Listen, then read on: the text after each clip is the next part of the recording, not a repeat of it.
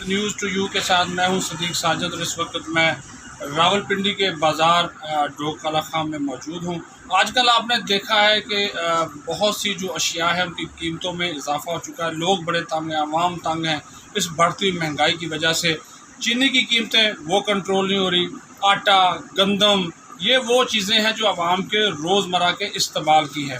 آج ہم خصوصی طور پہ بات کریں گے، ایک ہمارے ساتھ جو اس آٹے کا یہ جنرل اسٹور کا بھی کام کرتے ہیں، بزنس کرتے ہیں، گندم کا بھی کرتے ہیں، انتظار ان کا نام ہے، تو ان سے ہم بات کریں گے کہ یہ فرمائیں کہ گندم اور آٹا مہنگا کیوں ہے؟ گندم پاکستان میں بہت زیادہ ہوئی ہے، لیکن اسمگلنگ بہت ہو رہی ہے، اس لیے مہنگی جا رہی ہے، اور کنٹرول حکومت کا کام ہے کرنا۔ اسمگلنگ کون کرتا ہے؟ اسمگلنگ بڑے لوگ کر رہے ہیں، جن کے پاس پیسہ ہے وہ اسمگلنگ کر رہے ہیں، انہوں نے اسٹاک کر لی اور اب مہنگے داموں پہ بیچ رہے ہیں۔ اب کوئی پوچھنے والا ہی کوئی نہیں ہے۔ آٹا گندم لینے جاتے ہیں تو 2200 روپے اب بتا رہے ہیں من کا؟ ہاں جی، من جو ہے 2200 روپے من دے رہے ہیں۔ ٹھیک ہے، تو آٹا مہنگا ہی ہوگا، اور کیا کریں۔ تو آپ لوگ بھی تو سنا ہے جی، جب آپ لوگ اتنی دیتے ہیں تو آگے سے آپ بھی مزید مہنگا کر دیتے ہیں۔ اب اس وقت آٹے کا کیا ریٹ ہے آپ کے پاس؟ آٹے کا ریٹ جو جا رہا ہے 70-75 پہ جا رہا ہے، ٹھیک ہے، تو لیکن ہونا یہ تو فی کلو؟ فی کلو ٹھیک ہے۔ 60 روپے کلو ہونا چاہیے، کیونکہ ابھی جو ہے نا گندم نہیں آئی ہے، اس لیے گندم جو ہے بہت زیادہ ہوئی ہے، لیکن کنٹرول کرنے والا کوئی نہیں ہے۔ تو گندم جو یہ جو فلور ملز ہیں، جو آٹے کی ملز ہیں، ان کو جو گندم ملتی ہے، اگر آپ ان کے پاس جائیں تو وہ گندم نہیں دیتے آپ کو؟ وہ نہیں ہمیں چکیوں کا کوٹا نہیں ہوتا؟ نہیں، وہ نہیں دیتے، چکی کا کوٹا کوئی نہیں ہے؟ کوئی نہیں، آپ اوپن مارکیٹ سے لیتے ہیں؟ اوپن مارکیٹ سے۔ اچھا، اور اس میں آپ کو جو پڑتی ہے وہ یہ ٹرانسپورٹ سمیت 2200 2200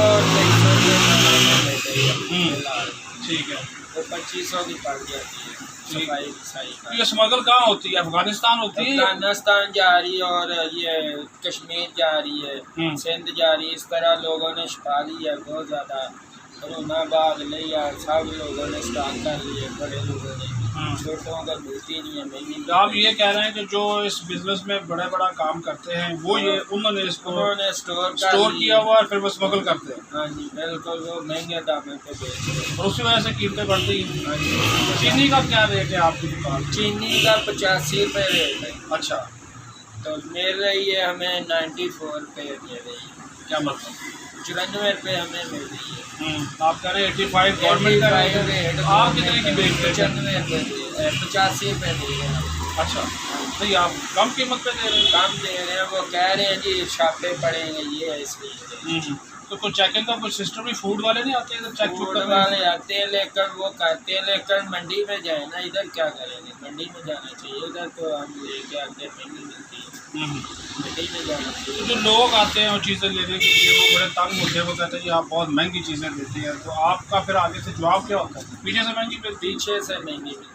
اچھا، اس کا حل کیا ہے پھر؟ حل کیا ہے؟ منڈی میں جانا چاہیے نا، ان کو جو بڑے مگر ماچھ ہیں ان کو پکڑنا چاہیے۔ یہ آپ کو تو کہہ رہے ہیں انہوں نے اسٹور کیا ہوا ہے۔ اسٹور کی ہے، چینی بھی اسٹارٹ کی ہے لوگوں نے، اور گندم بھی اسٹارٹ کر لی ہے، تو سیلروں پہ انہوں نے اسٹارٹ کی ہے، چاول بھی اب مہنگے ہو رہے ہیں، انہوں نے اسٹارٹ کر لیے، لوگوں کو دے رہے ہیں۔ یعنی کہ وہ پہلے وہ ذخیرہ کر رہے تھے، چھاپا تو ویسے فوڈ والے مار تو رہے ہیں لیکن وہ اتنے افیکٹو نہیں ہیں۔ اچھا، کچھ نہیں، تو یہ آپ نے گفتگو سنی ہے انتظار صاحب جو کہ یہاں کے دکان کے مالک ہیں، کہ جو چیزیں ہیں آٹا، انہوں نے ایک تو بڑی وجہ بتائی کہ گندم جو ہے وہ اسمگل ہو رہی ہے، افغانستان بھی ہو رہی ہے، کشمیر بھی، حالانکہ ایک صوبے سے دوسرے صوبے میں گندم جانے پہ پابندی ہے، لیکن اس کے باوجود اسمگلنگ کا سلسلہ جاری ہے، اسی وجہ سے جو ہے وہ اشیاء کی جو قیمتیں ہیں، خاص طور پر گندم، چینی اور آٹا، ان کی قیمتوں میں جو ہے مسلسل اضافہ ہو رہا ہے، اور اس کی وجہ سے عوام کو بہت زیادہ پریشانی ہے۔ اپنا خیال رکھیں، بہت شکریہ۔